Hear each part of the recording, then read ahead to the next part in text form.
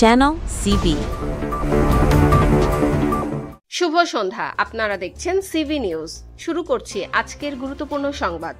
জাতিসংঘের সাধারণ পরিষদে ভাষণ দিয়ে বাংলাদেশের অন্তর্বর্তী সরকারের প্রধান উপদেষ্টা অধ্যাপক ডক্টর মোহাম্মদ ইউনূস নিশ্চিত করলেন, আগামী ফেব্রুয়ারি মাসেই অনুষ্ঠিত হচ্ছে দেশের ত্রয়োদশ জাতীয় সংসদ নির্বাচন।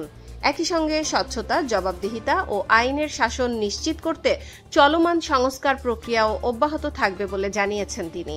নিউ ইয়র্কে জাতিসংঘ সদর দপ্তরে ৮০তম সাধারণ অধিবেশনে গত শুক্রবার রাতে ভাষণ দেন প্রধান উপদেষ্টা অধ্যাপক মোহাম্মদ ইউনূস।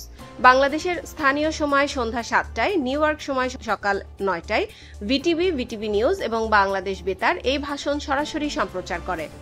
বিশ্বমঞ্চে দাঁড়িয়ে তিনি বলেন, গত বছরও আমি এই মহান সভায় দাঁড়িয়েছিলাম একটি গণ অভ্যুত্থানের পর পরিবর্তনের পথে থাকা একটি জাতির আকাঙ্ক্ষা আপনাদের জানাতে।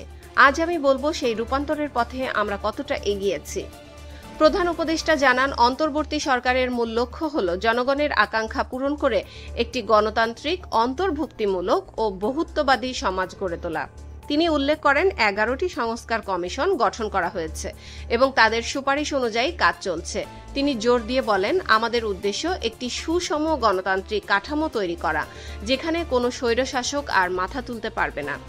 গত বছরের গণ অভ্যুত্থানের বার্ষিকীতে রাজনৈতিক দলগুলো যে জুলাই ঘোষণার মাধ্যমে সংস্কারের প্রতি এক প্ল্যাটফর্মে দাঁড়িয়েছে, সেটির উল্লেখ করে তিনি বলেন, আগামী নির্বাচনে যে দলই জিতুক না কেন, সংস্কারের বাস্তবায়ন আর সন্দেহের ঊর্ধ্বে থাকবে। প্রধান উপদেষ্টা অন্তর্বর্তী সরকারের উন্নয়ন কৌশলের কেন্দ্রবিন্দু হিসেবে সুশাসন, সামাজিক অন্তর্ভুক্তি এবং টেকসই উন্নয়নকে তুলে ধরেন। তিনি পূর্ববর্তী সরকারের সমালোচনা করে বলেন, জবাবদিহি ছাড়া উন্নয়ন ছিল ভঙ্গুর এবং ক্ষণস্থায়ী। অন্তর্বর্তী সরকারের অন্যতম প্রধান অগ্রাধিকার হল গত ১.৫ দশকে অবৈধভাবে বিদেশে পাচার হওয়া অর্থ পুনরুদ্ধার করা। তিনি স্বীকার করেন, কিছু দেশের আইনি জটিলতা এবং রাজনৈতিক সদিচ্ছার অভাবে সম্পদ পুনরুদ্ধার বাধাগ্রস্ত হচ্ছে। ডক্টর মোহাম্মদ ইউনূস পাচার হওয়া অর্থ যেসব দেশ ও প্রতিষ্ঠানের কাছে আছে তাদের প্রতি আহ্বান জানান, এই অপরাধের সহযোগী হবেন না। এই সম্পদ তাদের প্রকৃত মালিক, কৃষক, শ্রমিক, সাধারণ করদাতাদের কাছে ফিরিয়ে দিন। তিনি উন্নয়নশীল দেশ থেকে সম্পদ লুণ্ঠন রোধে কঠোর আন্তর্জাতিক নিয়ম প্রতিষ্ঠারও প্রস্তাব দেন। ভাষণে ডক্টর ইউনূস ভুল তথ্য, বিদ্বেষমূলক বক্তব্য এবং এআই চালিত ডিপ ফেকের ভয়াবহতা নিয়ে বিশ্বকে সতর্ক করেন। এছাড়াও তিনি রোহিঙ্গা সংকট নিয়ে কথা বলেন এবং আন্তর্জাতিক সম্প্রদায়কে এর রাজনৈতিক সমাধানে এগিয়ে আসার আহ্বান জানান। তিনি মনে করিয়ে দেন, এটি কেবল বাংলাদেশ মিয়ানমারের দ্বিপাক্ষিক ইস্যু নয়, বরং একটি আঞ্চলিক ও আন্তর্জাতিক মানবিক উদ্বেগ।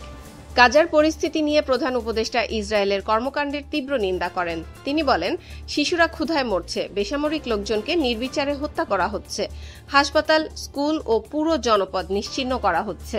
পুরো বিশ্বের চোখের সামনে গণহত্যা চলছে। তিনি অবিলম্বে পূর্ব জেরুজালেমকে রাজধানী করে স্বাধীন ফিলিস্তিনি রাষ্ট্র প্রতিষ্ঠার মাধ্যমে দ্বি-রাষ্ট্রভিত্তিক সমাধান কার্যকরের আহ্বান জানান। ডক্টর ইউনূসের এই ভাষণ আন্তর্জাতিক পরিমণ্ডলে বাংলাদেশের অবস্থানকে আরও একবার স্পষ্ট করল। দেশের নির্বাচন ও সংস্কার প্রক্রিয়া নিয়ে বিশ্বের সামনে তার প্রতিশ্রুতি নতুন বাংলাদেশের যাত্রাকেই নির্দেশ করে। Subscribe now for daily news and updates.